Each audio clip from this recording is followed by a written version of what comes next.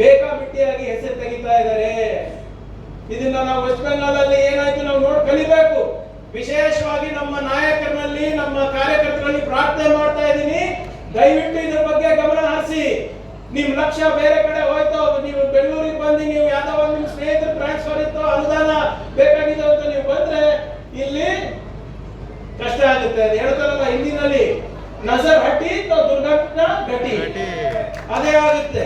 West Bengal ನಲ್ಲಿ ಸುಮಾರು 1 ಕೋಟಿ ಅಷ್ಟು ಜನರಿಗೆ ಮತದಾರರ ಪಟ್ಟಿ ಹೊರಗಡೆ ಇಟ್ಟಿದ್ದಾರೆ.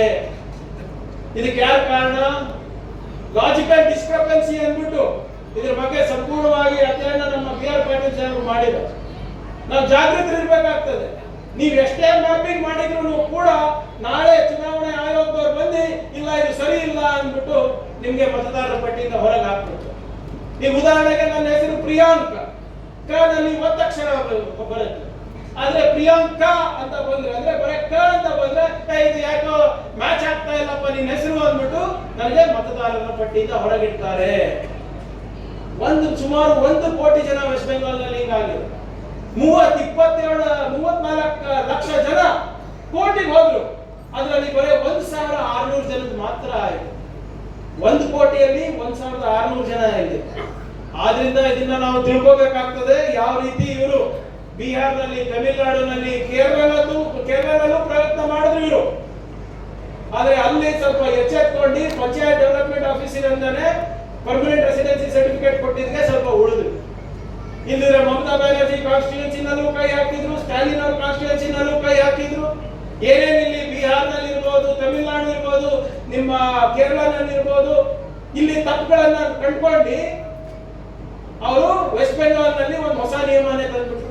ಅದೇ ಇವಾಗ ಇಲ್ಲಿ ಕೂಡ ಮಾಡ್ತಾ ಇದೆ. ನಾವು ಅದಕ್ಕೆ ಪ್ರಶ್ನೆ ಕೇಳಿದ್ವಿ. ನಾವು ಯಾವುದೇ ರೀತಿಯಾದಂತ SIR ವಿರುದ್ಧ ಇಲ್ಲ, ಆದ್ರೆ ಪಾರದರ್ಶಕವಾಗಿ ಆಗ್ಬೇಕು, ಸರಿಯಾಗಿ ಆಗ್ಬೇಕು. ನಮ್ಮ ನಾಗರಿಕರ ಹಕ್ಕನ್ನ ಕಸ್ಕೊಡುವ ಶಕ್ತಿ ಸಂವಿಧಾನದಲ್ಲಿ ಯಾರಿಗೂ ಕೊಟ್ಟಿಲ್ಲ. ನೀವು ಸಂವಿಧಾನವನ್ನ ಪಾಲನೆ ಮಾಡಬೇಕು. ವಿಶೇಷವಾಗಿ ನಮ್ಮ ಇಲ್ಲಿ ಕುರಿತಂತ ಮಹಿಳೆಯರಿಗೆ ಹೇಳಲಿಕ್ಕೆ ನಾನು ಬಯಸ್ತಾ ಇದ್ದೀನಿ. ಬಿಹಾರ್ ಮುಖ್ಯಮಂತ್ರಿಗಳು ಮತ್ತೆ ವೆಸ್ಟ್ ಬೆಂಗಾಲ್ ಮುಖ್ಯಮಂತ್ರಿಗಳು ಆಗಲೇ ಘೋಷಣೆ ಮಾಡಿಬಿಟ್ಟಿದ್ದಾರೆ, ಏನಾದ್ರೂ ನಿಮ್ಮ ಹೆಸರು ಮತದಾರರ ಪಟ್ಟಿನಲ್ಲಿ ಇಲ್ಲ ಅಂದ್ರೆ ನಿಮ್ಗೆ ಕೇಂದ್ರ ಸರ್ಕಾರದ ಸವಲತ್ತು ಮತ್ತೆ ರಾಜ್ಯ ಸರ್ಕಾರದ ಸವಲತ್ತು ಸಿಗೋದಿಲ್ಲ ಅಂತ. ಯಾಕಂದ್ರೆ ಅವರಿಗೆ ನೀವು ನಾಗರಿಕರ ಅಲ್ಲ ಅಂತಾನೆ ಅವ್ರು ಘೋಷಣೆ ಮಾಡ್ತಾ ಇದ್ದಾರೆ.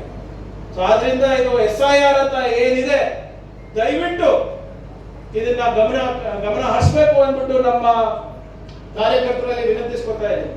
ಸಮಯದ ಅಭಾವ, ನಾನು ಹೆಚ್ಚೇನು ಮಾತಾಡ್ಲಿಕ್ಕೆ ಇವತ್ತು ನಾನು ಗೃಹ ಸಚಿವನಾದ್ಮೇಲೆ